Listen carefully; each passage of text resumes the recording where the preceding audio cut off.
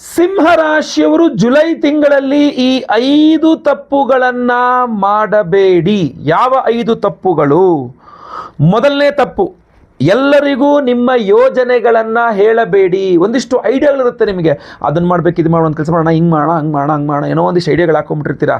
ಆದರೆ ಅದನ್ನು ನೀವು ರಹಸ್ಯವಾಗಿ ಇಟ್ಕೊಳ್ಳಲ್ಲ, ಹೇಳಿಬಿಡ್ತೀರಾ. ಸಾಮಾನ್ಯವಾಗಿ ನೀವು ರಹಸ್ಯವಾಗಿ ಇಟ್ಕೊಳ್ಳೋರೇನೆ ನೀವು ಹಂಗೆಲ್ಲ ಬಾಯಿ ಬಿಡ್ಕೊಳ್ತಾರೆ, ಎಲ್ಲ ಬಾಯಿ ಬಿಡೋರಲ್ಲ ನೀವು. ಆದರೆ ಜುಲೈ ತಿಂಗಳು ಬಾಯಿ ಬಿಟ್ಬಿಡ್ತೀರಾ, ಏನೋ ಖುಷಿಯಿಂದ ಹೇಳ್ಬಿಡ್ತೀರಾ. ನಿಮ್ಮ ಮಹತ್ವದ ಕೆಲವು ಯೋಜನೆಗಳನ್ನು ರಹಸ್ಯವಾಗಿ ಇಟ್ಟರೆ ಮಾತ್ರ ನಿಮಗೆ ಯಶಸ್ಸು ಸಿಗುತ್ತೆ, ಇಲ್ಲ ಅಂದರೆ ಆ ಕೆಲಸಗಳಲ್ಲಿ ನಿಮಗೆ ಯಶಸ್ಸು ಸಿಗಲ್ಲ. ಎಚ್ಚರ, ಈ ತಪ್ಪನ್ನು ಮಾಡಬೇಡಿ. ಇನ್ನು ಎರಡನೇ ತಪ್ಪು ಏನು ಅಂತಂದರೆ, ನಿದ್ರೆ ಬಹಳ ಕಡಿಮೆ ಮಾಡ್ತೀರಾ. ಅತಿಯಾದ ಯೋಚನೆಗಳನ್ನು ಮಾಡ್ತಾ ಮಾಡ್ತಾ ನಿದ್ರಾಹೀನತೆ ತುಂಬ ಕಾಣ್ತಾ ಇದೆ ಸಿಂಹರಾಶಿಯವರಿಗೆ. ಯೋಚನೆ ಮಾಡ್ಕೊಂಡು ಕೂತ್ಕೊಂಡ್ಬಿಡೋದು, ಅಯ್ಯೋ ಇದು ಹಂಗಾಗೋಯ್ತಲ್ಲ, ಅದು ಹಂಗಾಗೋಯ್ತಲ್ಲ, ಏನು ರಾತ್ರಿ ಮಲಗಿ ನಿದ್ದೆ ಇಲ್ಲ. ಮಧ್ಯರಾತ್ರಿ 10 ಆಯ್ತು, 11 ಆಯಿತು, ಕಡೆಗೆ 11 ಗಂಟೆ ಮೇಲೆ ಮೊಬೈಲ್ ಸ್ಟಾರ್ಟ್ ಆಗುತ್ತೆ. 12 ಆಯಿತು, 1 ಆಯಿತು, 2 ಗಂಟೆಗೆ ಮಲಗೋದು, ಬೆಳಗ್ಗೆ ಮತ್ತೆ ದೂಡೋಗೋದು. ಅದೇನಾಗುತ್ತೆ, ನಿದ್ರೆ ಹೆಚ್ಚು ಕಡಿಮೆ ಆದ ತಕ್ಷಣ, ನಿದ್ರೆ ಅವಶ್ಯಕತೆ ಅಷ್ಟು ಮಾಡಲಿಲ್ಲ ಅಂತಂದಾಗ ಬಿ ಪಿ ಹೆಚ್ಚು ಕಡಿಮೆ ಆಗೋದು, ಆರೋಗ್ಯದ ಬಗ್ಗೆ ಹೆಚ್ಚು ಕಡಿಮೆ ಆಗಿ ಎಲ್ಲದು ಕಚಪಚ ಆಗ್ಬಿಡುತ್ತೆ. ಸೊ 2 ರಾಶಿಯವರು, ಆ್ಯಕ್ಚುಲಿ ಕರ್ಕರಾಶಿಯವರು ಈ ತಪ್ಪನ್ನು ಮಾಡ್ತಾರೆ. ನೀವು ಸಿಂಹರಾಶಿಯವರು ಇದೇ ತಪ್ಪನ್ನೇ ಮಾಡ್ತಾ ಇರ್ತೀರಾ.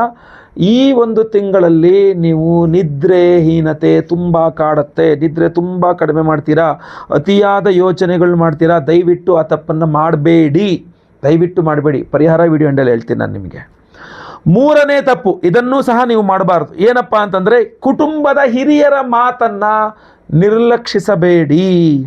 ಏನಾಗ್ಬಿಡುತ್ತೆ ಅಂತಂದರೆ, ನಿಮ್ಮ ಫ್ಯಾಮಿಲಿ ಹಿರಿಯರು ಹೇಳ್ತಾರೆ, ಈ ಥರ ಮಾಡಬೇಡಪ್ಪ, ಈ ಥರ ಮಾಡು, ಈ ಥರ ಮಾಡಬೇಡಮ್ಮ, ಈ ಥರ ಮಾಡು ಅಂತ.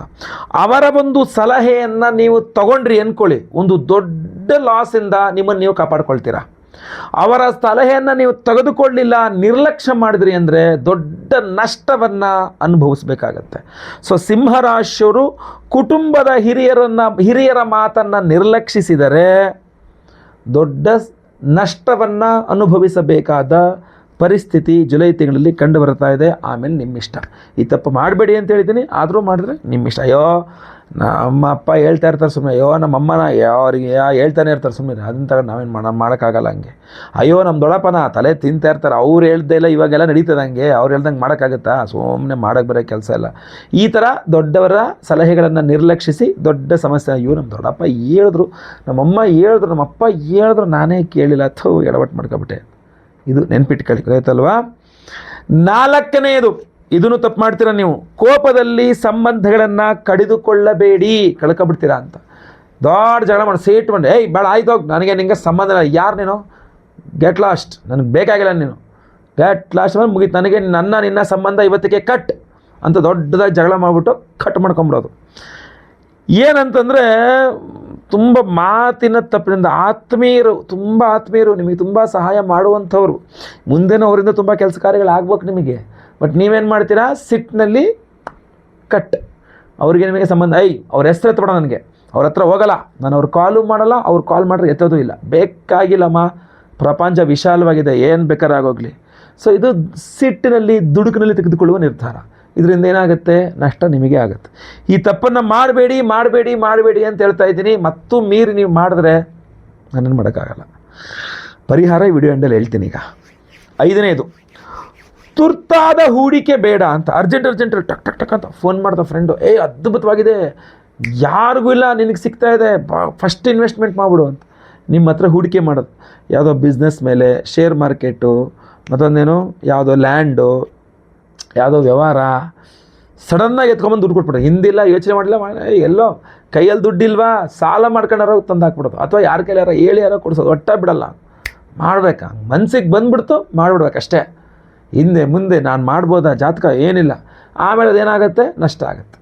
ಆವಾಗ ಗುರುಜಿ ಅವ್ರದ್ದೊಂದು ಕನ್ಸಲ್ಟೇಷನ್ ಬೇಕಾಗಿತ್ತು, ನಾನು ಇನ್ವೆಸ್ಟ್ ಮಾಡಿಬಿಡ್ತೀನಿ, ಏನು ಮಾಡಿದ್ರೆ ದುಡ್ಡು ವಾಪಸ್ ಬರುತ್ತೆ ಹೇಳ್ತೀನಿ ನಾನು. ಸ್ಟಾರ್ಟಿಂಗಲ್ಲೇ ಮಾಡಬೇಡಿ, ಮೊದಲೇ ನೋಡ್ಕೊಂಡು ಮಾಡಿ, ಎಚ್ಚರಿಕೆ ವಹಿಸಿ, ಈ ತಪ್ಪು ಮಾಡಬೇಡಿ. ಏನಾದ್ರು ಮಾಡಿ ಗುರುಗಳೇ, ನಂಗೆ ವಾಪಸ್ ಬಂದರೆ ಸಾಕು, ನಾನು ಕೇಳ್ಕೊಂಡು ಹಾಕಿದ್ರಾ, ಕೇಳ್ಬಿಟ್ಟು ಹಾಕಿಲ್ಲ ತಾನೇ. ಸೊ ಅದಕ್ಕೆ ನಾನು ಹೇಳೋವಂಥದ್ದು, ಬಹಳ ಮುಖ್ಯವಾಗಿ ನೀವು ಇನ್ವೆಸ್ಟ್ಮೆಂಟ್ ಮಾಡೋಕೆ ಮುಂಚೆ, ಅದು ಯಾವ ರೀತಿ ಇನ್ವೆಸ್ಟ್ಮೆಂಟ್ ಬೇಕಾರಾಗಲಿ, ಹೂಡಿಕೆ ಎಡವಟ್ಟಾಗುವ ಸಾಧ್ಯತೆ ಇದೆ. ಸೊ ಅರ್ಜೆಂಟಲ್ಲಿ ಹೂಡಿಕೆ ಮಾಡಲಿಕ್ಕೆ ಹೋಗಬೇಡಿ. ಕೆಲವರು ಹೇಳ್ತಾರೆ, ಅಯ್ಯೋ ಸಿಂಹರಾಶಿ ಅಷ್ಟಮ ಶನಿ ₹1 ದುಡ್ಡಿಲ್ಲ, ನಾ ಇಲ್ಲಿಂದ ಹೂಡಿಕೆ ಮಾಡಲಿ ಅಂತ. ನಿಮ್ಮ ಹತ್ರ ಇಲ್ಲ ಅಂದರೆ ಸಾಲ ಮಾಡ್ಕೊಂಡು ಬಂದಾರ ಹೂಡಿಕೆ ಮಾಡ್ತೀರಾ. ಗ್ರಹಚಾರ ಕೆಟ್ಟಾಗ ನಿಮ್ಮ ದುಡ್ಡು ಅಲ್ಲದೆ ಕಂಡವ್ರ ದುಡ್ಡು ತಗೊಬಂದು ಹಾಕ್ಯಾರು ಹಾಳಾಗೋಗ್ಬೇಕು ಅಂತ. ಸೊ ಅದರಿಂದ ಇಂಥ ತಪ್ಪುಗಳನ್ನ ಮಾಡಬೇಡಿ. ಪರಿಹಾರ ಬಹಳ ಮುಖ್ಯ. ಸಿಂಹರಾಶಿಯವರ ಎಲ್ಲ ಸಮಸ್ಯೆಗಳ ಪರಿಹಾರ ವಿಶೇಷವಾದ ಅದ್ಭುತವಾದಂತಹ ದೇವತಾರಾಧನೆ ಹಾಗೂ ಅತ್ಯದ್ಭುತ ಶಕ್ತಿಪೀಠದಿಂದ ತೆಗೆದುಕೊಂಡಂಥ ಬಂದಂಥ ಒಂದು ವಿಶೇಷ ಪರಿಹಾರ, ಅದನ್ನು ಹೇಳ್ತೀನಿ ಕೇಳ್ಕೊಳ್ಳಿ. ಜೂನ್ 29ನೇ ತಾರೀಕು ಸೋಮವಾರ ಹುಣ್ಣಿಮೆಯ ದಿವಸ. ಅವತ್ತು ವಟಸಾವಿತ್ರಿ ವ್ರತ, ಭೂಮಿ ಪೂರ್ಣಿಮಾ ಅಂತ ಕರೀತಾರೆ. ಬಹಳ ವಿಶೇಷವಾಗಿರ್ತಕ್ಕಂಥ ಪರ್ವದಿನ. ಅವತ್ತಿನ ದಿವಸ ನಮ್ಮ ಯಾಗಶಾಲೆಯಲ್ಲಿ ಲಕ್ಷ್ಮೀನಾರಾಯಣ ಹೃದಯ ಮಂತ್ರ ಹವನವನ್ನು ಮಾಡ್ತಾ ಇದ್ದೇವೆ. ಕಮಲ ಪುಷ್ಪ, ತಾವರೆ ಹೂವುಗಳನ್ನು ಅರಳಿಸಿ ಜೇನುತುಪ್ಪದಲ್ಲಿ ಅದ್ದಿ ಲಕ್ಷ್ಮೀನಾರಾಯಣ ಹೃದಯ ಮಂತ್ರಗಳಲ್ಲಿ ಹೋಮವನ್ನು ಮಾಡ್ತಕ್ಕಂಥ ಹಾಗೂ ಪಾಯಸ ದ್ರವ್ಯನೂ ಇರುತ್ತೆ. ಅದ್ಭುತವಾಗಿರ್ತಕ್ಕಂಥ ಹೋಮ ಅದು. ಸೊ ಆ ಒಂದು ವಿಶೇಷವಾದ ಹೋಮದಲ್ಲಿ ವಿಶೇಷವಾಗಿರ್ತಕ್ಕಂಥ ಯಶೋವರ್ಧನ ಮಣಿಯನ್ನು ಎನರ್ಜೈಸ್ ಮಾಡಿ ಕೊಡ್ತಾ ಇದ್ದೇವೆ. ಇಷ್ಟೇ ಅಲ್ಲ, ಈ ಯಶೋವರ್ಧನ ಮಣಿಯನ್ನು ಶಕ್ತಿಪೀಠವಾದಂತಹ, ನಮಗೆ ಅಷ್ಟಾದಶ ಶಕ್ತಿಪೀಠಗಳಲ್ಲಿ ಒಂದಾದಂತಹ ಕೊಲ್ಹಾಪುರ ಶ್ರೀ ಮಹಾಲಕ್ಷ್ಮಿಯ ಸನ್ನಿಧಾನ, ಆ ಸನ್ನಿಧಾನಕ್ಕೆ ಯಶೋವರ್ಧನ ಮಣಿಗಳನ್ನು ತೆಗೆದುಕೊಂಡು ಹೋಗಿ ಅಲ್ಲಿಯೇ ನಾನು ಈ ಒಂದು ಯಶೋವರ್ಧನ ಮಣಿಗಳನ್ನು ದೇವಿಯ ಚರಣಾರವಿಂದಗಳಲ್ಲಿ ಇಟ್ಟಿಸ್ಕೊಂಡು ಅಲ್ಲಿ ಕುಂಕುಮಾರ್ಚನೆ ಮಾಡಿಸಿ ಫಲಪಂಚಾಮೃತ ಅಭಿಷೇಕ ಮಾಡಿಸಿ, ಅದೆಲ್ಲ ಅಲ್ಲಿ ವಿಡಿಯೋ ತೆಗಿಲಿಕ್ಕಾಗಲ್ಲ, ಬಟ್ ಫೋಟೋಸ್ ತೆಗೆದಿದ್ದೇನೆ. ಈ ವಿಡಿಯೋ ಎಂಡಲ್ಲಿ ಅದನ್ನು ಹಾಕಲಿಕ್ಕೆ ಅಥವಾ ಸ್ಕ್ರೀನ್ ಮೇಲೆ ಹಾಕಲಿಕ್ಕೆ ಪ್ರಯತ್ನವನ್ನು ಮಾಡ್ತೇನೆ. ಅಲ್ಲಿ ಶಕ್ತಿಪೀಠದಲ್ಲಿ ಕೊಲ್ಹಾಪುರ ಮಹಾಲಕ್ಷ್ಮಿ ಸನ್ನಿಧಾನದಲ್ಲಿ ಎನರ್ಜೈಸ್ ಆಗಿ ಬಂದಂಥ ಈ ಯಶೋವರ್ಧನ ಮಣಿಯನ್ನು ಮತ್ತೆ ಪುನಃ ಜೂನ್ 29 ಪೌರ್ಣಿಮಾ ಸೋಮವಾರದ ದಿವಸ ನಮ್ಮ ಯಾಗಶಾಲೆಯಲ್ಲಿ ಇಟ್ಟು ಮತ್ತೆ ಪುನಃ ಎನರ್ಜೈಸ್ ಮಾಡ್ತಾ ಇದ್ದೇವೆ. ಹಾಗೂ ಲಕ್ಷ್ಮೀನಾರಾಯಣ ಹೃದಯ ಹೋಮದಲ್ಲಿ ಇದು ಎನರ್ಜೈಸ್ ಮಾಡ್ತಾ ಇದ್ದೇವೆ. ಇದರ ಜೊತೆಯಲ್ಲಿ ಅವತ್ತು ಭೂಮಿ ಪೂರ್ಣಿಮಾ ಆದ್ದರಿಂದಾಗಿ 2 ವಿಶೇಷವಾದ ಹೋಮಗಳನ್ನು ಮಾಡ್ತಾ ಇದ್ದೇವೆ. ಒಂದು ವಾಸ್ತು ಹೋಮ, ಇನ್ನೊಂದು ಭೂವರಾಹಸ್ವಾಮಿಯ ಹೋಮ. ಭೂಮಿ ಪೂರ್ಣಿಮಾ, ಭೂವರಾಹಸ್ವಾಮಿಯ ಹೋಮ ಹಾಗೂ ಯಶೋವರ್ಧನ ಮಣಿ. ನೋಡಿ, ನಿಮ್ಮ ಯಾವುದೇ ಭೂಮಿಗೆ ಸಂಬಂಧಪಟ್ಟ ಸಮಸ್ಯೆಗಳಿರಲಿ, ಬಾಡಿಗೆ ಮನೆಯಿರಲಿ, ಸ್ವಂತ ಮನೆಯಿರಲಿ, ಆ ಮನೆಯಲ್ಲಿ ವಾಸ್ತು ಸರಿ ಇಲ್ವಾ, ವಾಸ್ತು ಹೋಮವನ್ನು ಮಾಡಿ ಈ ಯಶೋವರ್ಧನ ಮಣಿಯನ್ನು ಎನರ್ಜೈಸ್ ಮಾಡಿ ಕೊಡ್ತಾ ಇರ್ತಕ್ಕಂಥದ್ದು. ಅಥವಾ ಭೂಮಿ ವ್ಯವಹಾರ ಮಾಡ್ತಾ ಇದ್ದೀರಾ, ನೀವೇ ರಿಯಲ್ ಎಸ್ಟೇಟ್ ಮಾಡ್ತಾ ಇದ್ದೀರಾ, ಅಥವಾ ಯಾವುದೋ ಭೂಮಿಯನ್ನು ಖರೀದಿ ಮಾಡಬೇಕು ಅಂತ ಪ್ರಯತ್ನ ಮಾಡ್ತಾ ಇದ್ದೀರಾ, ಸೈಟೋ ಭೂಮಿನೋ ಖರೀದಿ ಮಾಡಬೇಕು, ತೋಟ ಖರೀದಿ ಮಾಡಬೇಕಂತ ಪ್ರಯತ್ನ ಮಾಡ್ತಾ ಇದ್ದೀರಾ, ಅಥವಾ ಸೇಲ್ ಮಾಡಬೇಕು ಅಂತ ಪ್ರಯತ್ನ ಮಾಡ್ತಾ ಇದ್ದೀರಾ, ಅಥವಾ ವ್ಯವಹಾರ ಮಾಡಿಸಬೇಕು ಅಂತ ಕೂತ್ಕೊಂಡಿದ್ದೀರಾ ಬ್ರೋಕರ್ ಆಗಿ, ಏನೇ ಆಗಿರಲಿ, ಭೂಮಿ ಪೂರ್ಣಿಮಾ ದಿವಸ ನಮ್ಮ ಭೂವರಾಹಸ್ವಾಮಿಯ ಹೋಮದಲ್ಲಿ ಎನರ್ಜೈಸ್ ಆಗುತ್ತೆ. ಮನೆ ದೋಷ ಪರಿಹಾರಕ್ಕೆ ವಾಸ್ತು ಹೋಮದಲ್ಲಿ ಎನರ್ಜೈಸ್ ಆಗುತ್ತೆ. ಬಹಳ ಅದ್ಭುತವಾಗಿರತಕ್ಕಂಥದ್ದು, ಅದನ್ನು ಮಾಡ್ತಾ ಇದ್ದೇವೆ. ಜೊತೆಗೆ ಸಂತಾನ ಇಲ್ಲದವರಿಗೆ ಸಂತಾನ ಆಗಬೇಕು ಅಂಥೇಳಿ, ಸಂತಾನ ಇರುವವರಿಗೆ ಮಕ್ಕಳ ವಿಚಾರದಲ್ಲಿ ಅನುಕೂಲವಾಗಬೇಕು ಅಂತ ಸಂತಾನ ಗೋಪಾಲಕೃಷ್ಣ ಹೋಮವನ್ನು ಮಾಡ್ತಾ ಇದ್ದೇವೆ. ನಿಮ್ಮೆಲ್ಲರ ಸರ್ಪದೋಷಗಳ ಪರಿಹಾರಕ್ಕೆ ಆಶ್ಲೇಷ ಬಲಿ ಪೂಜೆ ಸರ್ಪಶಾಂತಿ ಹೋಮವನ್ನು ಮಾಡ್ತಾ ಇದ್ದೇವೆ. ಸರ್ಪಶಾಪಾತ್ ಕುಲಕ್ಷಯ, ಸಂತಾನ ದೋಷ ಆಗ್ತಾ ಇದೆ, ಮಕ್ಕಳಾಗ್ತಾ ಇಲ್ಲ ಸರ್ಪದೋಷ, ಮದುವೆನೇ ಆಗ್ತಾ ಇಲ್ಲ ಸರ್ಪದೋಷ, ಮನೆ ಕಟ್ಟಕ್ಕಾಗ್ತಾ ಇಲ್ಲ ಸರ್ಪದೋಷ, ಜೀವನದಲ್ಲಿ ಅಭಿವೃದ್ಧಿ ಆಗ್ತಾ ಇಲ್ಲ, ಉದ್ಯೋಗ ವ್ಯಾಪಾರ ವ್ಯವಹಾರಗಳಲ್ಲಿ ಅಭಿವೃದ್ಧಿ ಆಗ್ತಾ ಇಲ್ಲ ಸರ್ಪದೋಷ, ಯಾವುದೇ ಇದ್ರೂ ಪರಿಹಾರಕ್ಕೆ ಸರ್ಪದೋಷಕ್ಕೆ ಆಶ್ಲೇಷ ಬಲಿ ಪೂಜೆ ಸರ್ಪಶಾಂತಿ ಹೋಮವನ್ನು ಮಾಡ್ತಾ ಇದ್ದೇವೆ. ಗುರುದೋಷಗಳ ಪರಿಹಾರಕ್ಕೆ ಗುರುಶಾಂತಿ ಹೋಮ, ಶನಿಪೀಡೆಗಳ ಪರಿಹಾರಕ್ಕೆ ಪಂಚಮ ಶನಿ, ಅಷ್ಟಮ ಶನಿ, ಅರ್ಧಾಷ್ಟಮ ಶನಿ, ಸಾಡೆ ಸಾತಿ ಇತ್ಯಾದಿ ಎಲ್ಲ ಶನಿ ಮಹಾದಶ, ಅಂತರ್ದಶ, ಶನೇಶ್ವರನ ಅನುಗ್ರಹಕ್ಕೆ ಶನಿಶಾಂತಿ ಹೋಮವನ್ನು ಮಾಡ್ತಾ ಇದ್ದೇವೆ. ಗುರು ಬಲಪ್ರಾಪ್ತಿಗೆ ಗುರುಶಾಂತಿ ಹೋಮವನ್ನು ಮಾಡ್ತಾ ಇದ್ದೇವೆ. ನವಗ್ರಹಗಳ ದೋಷ ಪರಿಹಾರಕ್ಕೆ ನವಗ್ರಹ ಶಾಂತಿ ಹೋಮಗಳನ್ನು ಮಾಡ್ತಾ ಇದ್ದೇವೆ. ಈ ಎಲ್ಲ ಹೋಮಗಳನ್ನು ಮಾಡಿ ವಿಶೇಷವಾಗಿ ಈ ಯಶೋವರ್ಧನ ಮಣಿಯನ್ನು ಎನರ್ಜೈಸ್ ಮಾಡಿ ಕೊಡ್ತಾ ಇದ್ದೇವೆ. ಇದಿಷ್ಟು ಹೋಮಗಳಲ್ಲಿ. ಹಾಗೂ ಇದಕ್ಕಿನ್ನ ಪೂರ್ವ ನಾವು ಕೊಲ್ಹಾಪುರ ಶ್ರೀ ಮಹಾಲಕ್ಷ್ಮಿ ಸನ್ನಿಧಾನ ಶಕ್ತಿಪೀಠದಲ್ಲಿ ಇದನ್ನು ಇಟ್ಟು ಎನರ್ಜೈಸ್ ಮಾಡ್ಕೊಂಡು ತಗೊಬಂದು ಮತ್ತೆ ಪುನಃ 29ನೇ ತಾರೀಕು ಹುಣ್ಣಿಮೆ ವಟಸಾವಿತ್ರಿ ವ್ರತ ಭೂಮಿ ಪೂರ್ಣಿಮಾ ದಿವಸ ಮತ್ತೆ ಪುನಃ ಈ ಎಲ್ಲ ಹೋಮಗಳು, ಲಕ್ಷ್ಮೀನಾರಾಯಣದ ಹೋಮ, ಆಮೇಲೆ ವಾಸ್ತು ಹೋಮ, ಭೂವರಾಹಸ್ವಾಮಿ ಹೋಮ, ಸಂತಾನ ಗೋಪಾಲಕೃಷ್ಣ ಹೋಮ, ಆಶ್ಲೇಷ ಬಲಿ ಪೂಜೆ, ಸರ್ಪಶಾಂತಿ ಹೋಮ, ಗುರುಶಾಂತಿ, ಶನಿಶಾಂತಿ ಸಹಿತ ಮಹಾನವಗ್ರಹ ಶಾಂತಿ ಹೋಮಗಳು ಇದನ್ನು ಎನರ್ಜೈಸ್ ಮಾಡಿ ಕೊಡ್ತಾ ಇದ್ದೇವೆ. ಯಾವುದೇ ರಾಶಿ, ಯಾವುದೇ ನಕ್ಷತ್ರದವರು ಇದ್ರೂ ಪರವಾಗಿಲ್ಲ, ಪ್ರತಿಯೊಬ್ಬರು ಸಹ ಒಂದು ಕೆಂಪು ಅಥವಾ ಕಪ್ಪು ದಾರದಲ್ಲಿ ಇದನ್ನು ಕುತ್ತಿಗೆಯಲ್ಲಿ ಧಾರಣೆ ಮಾಡ್ಕೊಳ್ಬಹುದು, ಇಲ್ಲ ಪಾಕೆಟಲ್ಲಿ ಇಟ್ಕೊಳ್ಬಹುದು, ಇಲ್ಲ ಲಾಕರಲ್ಲಿ ಇಟ್ಕೊಳ್ಬಹುದು, ಮನೆಯ ದೇವರ ಮನೆಯಲ್ಲಿ ಇಟ್ಕೊಳ್ಬಹುದು, ನಿಮ್ಮ ಮನೆಯ ವಾಸ್ತು ಬಾಗಿಲ ಹತ್ರ ಇದನ್ನು ಕಟ್ಟಿಡಬಹುದು, ಅಥವಾ ನೀವೇ ಧಾರಣೆ ಮಾಡಿಕೊಂಡ್ರೆ ತುಂಬ ಅನುಕೂಲ.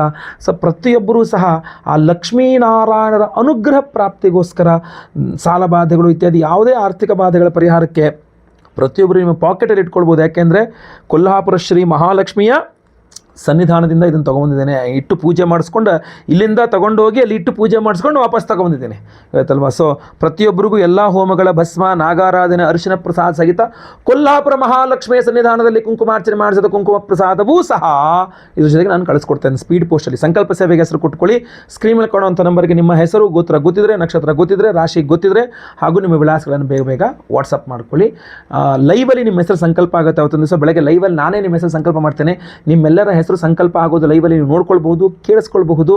ಆ ರೀತಿಗೆ ಎಲ್ಲ ಹೋಮಗಳ ಭಸ್ಮ, ನಾಗಾರಾಧನೆ, ಅರ್ಶನ ಪ್ರಸಾದ, ಕುಂಕುಮಾರ್ಚನೆ, ಕೊಲ್ಲಾಪುರ ಮಹಾಲಕ್ಷ್ಮಿಯ ಕುಂಕುಮಾರ್ಚನೆ ಮಾಡಿದ ಕುಂಕುಮ ಪ್ರಸಾದ ಸಹಿತ ಎಲ್ಲದನ್ನು ಸಹ ನಾವು ನಿಮಗೆ ಸ್ಪೀಡ್ ಪೋಸ್ಟ್ ಮೂಲಕ ನಾವು ಕಳುಹಿಸಿಕೊಡಲಿದ್ದೇವೆ ಆಯ್ತಲ್ವಾ. ಸ್ಕ್ರೀನ್ ಮೇಲೆ ಕಾಣೋ ನಂಬರ್ಗೆ ಬೇಗ ಬೇಗ ವಾಟ್ಸಪ್ ಮಾಡ್ಕೊಳ್ಳಿ, ಕಾಲ್ ಮಾಡ್ಕೊಳ್ಳಿ. ಒಳ್ಳೆಯದಾಗಲಿ. ವಿಡಿಯೋ ಇಷ್ಟ ಆದರೆ ದಯವಿಟ್ಟು ಲೈಕ್ ಮಾಡ್ಲಿಕ್ಕೆ ಮರಿಬೇಡಿ. ಪ್ರತಿಯೊಬ್ಬರಿಗೂ ನಾನು ಆಗಲೇ ಹೇಳ್ದಂಗೆ ವಿಡಿಯೋನ ಶೇರ್ ಮಾಡಿ. WhatsApp, Facebook, messenger, Telegram, Instagram ಎಲ್ಲ ಕಡೆ ಸಾಮಾಜಿಕ ಜಾಲತಾಣಗಳಲ್ಲಿ ವಿಡಿಯೋನ ಶೇರ್ ಮಾಡಿಬಿಡಿ. ಹಾಗೂ ಏನಾದರೂ ವಿಶೇಷ ಪ್ರಶ್ನೆಗಳಿದ್ದರೆ ದಯವಿಟ್ಟು ಕಮೆಂಟ್ ಮಾಡಿ. ಒಳ್ಳೆಯದಾಗಲಿ. ಮುಂದಿನ ವಿಡಿಯೋದಲ್ಲಿ ಮತ್ತೆ ಪುನಃ ಭೇಟಿ ಮಾಡ್ತೇನೆ. ಲೋಕ ಸಮಸ್ತ ಸುಖಿನೋ ಭವಂತು. ನಾರಾಯಣ ನಾರಾಯಣ ನಾರಾಯಣ. ವೀಕ್ಷಕರೇ, ಅಷ್ಟಾದಶ ಶಕ್ತಿ ಪೀಠಗಳಲ್ಲಿ ಪ್ರಮುಖವಾದ ಸನ್ನಿಧಾನ ಕೊಲ್ಹಾಪುರ ಶ್ರೀ ಮಹಾಲಕ್ಷ್ಮಿಯ ಸನ್ನಿಧಾನದಲ್ಲಿ ಜ್ಯೇಷ್ಠ ಶುಕ್ಲ ಪಂಚಮಿ ಅಂದರೆ ಶುಕ್ರವಾರದಂದು ಆ ಸನ್ನಿಧಾನದಲ್ಲಿಯೇ ಸ್ವತಃ ನಾನು ಹೋಗಿ ದರ್ಶನ ಮಾಡಿ ಅಮ್ಮನವರ ಸನ್ನಿಧಾನದಲ್ಲಿ ಅಮ್ಮನವರಿಗೆ ಫಲಪಂಚಾಮೃತ ಅಭಿಷೇಕಾದಿಗಳನ್ನು ಮಾಡಿಸಿ ಹಾಗೂ ವಿಶೇಷವಾಗಿ ಸನ್ನಿಧಾನದ ಒಳಗೆ ಅಮ್ಮನವರ ಮೂಲ ಬಿಂಬದ ಚರಣಾರವಿಂದಗಳಲ್ಲಿ ಈ ಒಂದು ವಿಶೇಷವಾದಂತಹ ಯಶೋವರ್ಧನ ಮಣಿಗಳನ್ನು ಇಟ್ಟು ಅಭಿಮಂತ್ರಣೆ ಮಾಡಿಕೊಂಡು ತರಲಾಗಿದೆ.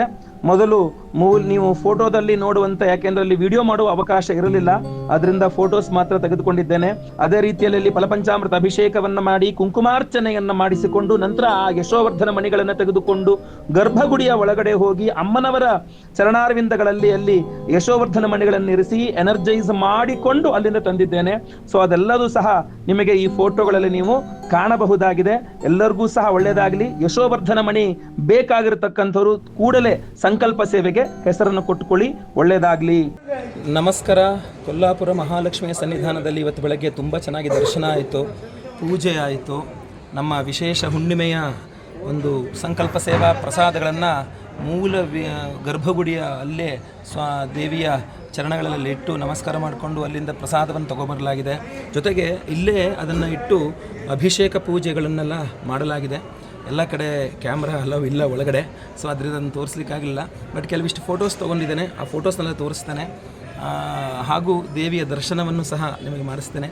ಅದೇ ರೀತಿಯಲ್ಲಿ ಸಂಕಲ್ಪ ಸೇವೆಗೆ ಹೆಸರು ಕೊಡೋರೆಲ್ಲ ಖಂಡಿತವಾಗಿ ಬೇಗ ಕೊಡಬಹುದಾಗಿರ್ತದೆ. ಹುಣ್ಣಿಮೆಗೆ ವಿಶೇಷವಾಗಿರ್ತಕ್ಕಂಥ ಲಕ್ಷ್ಮೀನಾರಾಯಣ ಹೃದಯ ಹೋಮವನ್ನು ಮಾಡಿ ಕಮಲ ಪುಷ್ಪಗಳಲ್ಲಿ ಹಾಗೂ ವಿಶೇಷವಾಗಿರತಕ್ಕಂಥ ಪ್ರಸಾದವನ್ನು ಕೊಡ್ತಾ ಇದ್ದೇವೆ. ಆ ಪ್ರಸಾದ ಮಣಿಗಳನ್ನು ಇಲ್ಲಿ ತಂದು ಎನರ್ಜೈಸ್ ಮಾಡಿಸಿಕೊಂಡು ಮತ್ತೆ ಪುನಃ ನಮ್ಮ ಯಾಗಶಾಲೆಗೆ ತಗೊಂಡು ಬಂದು ಅಲ್ಲಿ ಮತ್ತೆ ಪುನಃ ಹೋಮ ಮಾಡಿ ನಿಮಗೆ ಕಳಿಸ್ಕೊಡುವಂಥದ್ದಾಗಿರ್ತದೆ. ಸೊ ದಯವಿಟ್ಟು ಪ್ರತಿಯೊಬ್ಬರೂ ಸಹ ಸಂಕಲ್ಪ ಸೇವೆ ಕೊಟ್ಕೊಳ್ಳಿ. ಸ್ಕ್ರೀನ್ ಮೇಲೆ ಕೊಡೋ ನಂಬರ್ಗೆ ವಾಟ್ಸಪ್ ಮಾಡ್ಕೊಳ್ಳಿ ಅಥವಾ ಕರೆ ಮಾಡ್ಕೊಳ್ಳಿ. ನಮಸ್ಕಾರ.